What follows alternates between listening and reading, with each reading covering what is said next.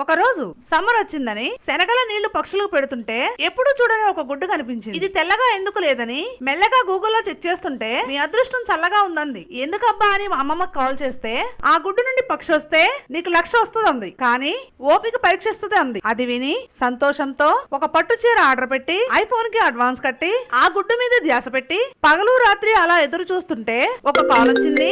నీ ఆర్డర్ బయలుదేరిందని మాట ఇచ్చింది. కానీ గుడ్డు చూస్తే అలాగే ఉంది. పర్స్ లో మాత్రం 10 రూపాయలే ఉంది. నాకు భయమేసి ఈ పక్షిని చేయకపోతే తొందర నా ఆశలు అవుతాయి చిందర వందర అని వెంటనే ఇది పొదగాలని వెచ్చదనం పెంచాలని అగ్గిపులతో వేడి పెంచా, గ్యాస్ మంటలో కిందకు దించా, క్యాండిల్ కరిగించి దాంట్లో ముంచా. ఇలా చేసి వారంలో రావాల్సిన పక్షి ఒక రోజులోనే అవుతాదనుకుంటే నా వశం లోపల ఉంది దాని శవం. కారణం నేను పెట్టిన ప్రెజర్. గుర్తుంచుకోండి, ఇలా ఎంతో మంది పేరెంట్స్ వాళ్ళ కలల్ని కోరికలని పిల్లల మీద రుద్దడం వల్ల ఆ ప్రెజర్ తో ప్రతి సంవత్సరం 13,000 మంది సూసైడ్ చేసుకుంటున్నారు. మిగిలిన కొందరు కుమిలిపోతున్నారు.